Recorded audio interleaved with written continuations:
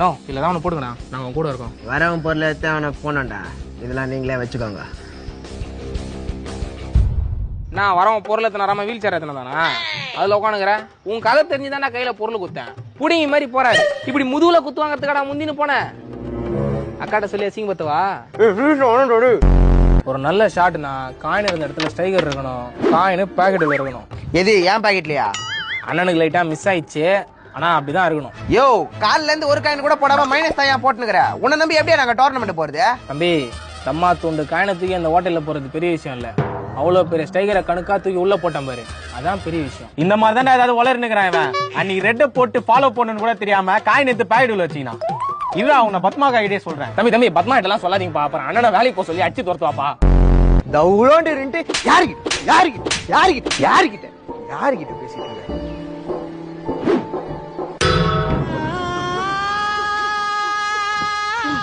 கையில கால அடிக்க வேண்டியதானயா? உன் யார் மாடு மாதிரி போய் முட்டை சொன்னது? தேவையில்லாம கம்பியில எல்லாம் வச்சு அசிங்கமா போயிடுச்சு. சந்திரா வேற யாராவது கலாய்க்க போறானு அப்பா வீட்டுக்கு போயிடுச்சு. டேய் தம்பி என்னடா அதுக்குள்ள வந்துட்டா? ஸ்கூல் முடிஞ்சிச்சா? ஆமா நான் டங்குன்னு ஏதோ மணி சத்தம் கேட்டுச்சு. அதான் ஸ்கூல் முடிஞ்சிச்சு எல்லாரும் வந்துட்டோம். அவ்வளவு தூரமா கேட்டுக்குது. நீங்க நான் அதை தேய்ச்சி நிக்கிறீங்க. டேய் போடா. விண்ணா டேய் நீ போடா டேய். ஆனா வேலை கணேஷ் பாருனா. டேய் உனக்காக செந்தில் எவ்வளவு பண்ணிருப்பாரு. இப்படி துரோகம் பண்ணிட்டியாடா? துரோகம் இல்லடா, விசுவாசம்.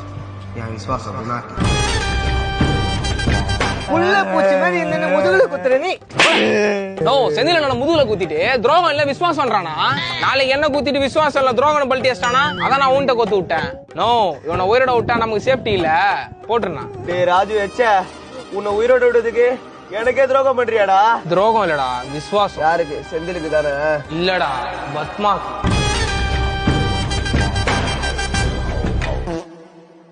சண்டை செய்யறதுன்னு முடிவு வச்சுனா அவனால என் மயிரை கூட போட முடியாது. எப்படின்னா? நாளைக்கு தான் திருப்பதி மொட்டடி போறேன். அப்புறம் நானே நினைச்சாலும் போட முடியாது. நோ பொருள் பிடிக்க தெரிஞ்சவெல்லாம் ஊர்ல தௌலத்தா சுத்ததா பாக்குறான். எதுவுமே தெரியாத வேலைக்காரன் எல்லாமே வேணும்னு கேக்குறத இப்பதான் லைஃப்ல ஃபர்ஸ்ட் டைமா பாக்குறேன். நீ என் கூட எதிர்றா. நோ தப்பாக்குதுண்ணா. டேய் அப்படி இல்லடா அன்பே. இந்த பிளாக்ல இருக்கிறனா என் லேபிள்ல இருக்கிறேன்னு கணக்கு.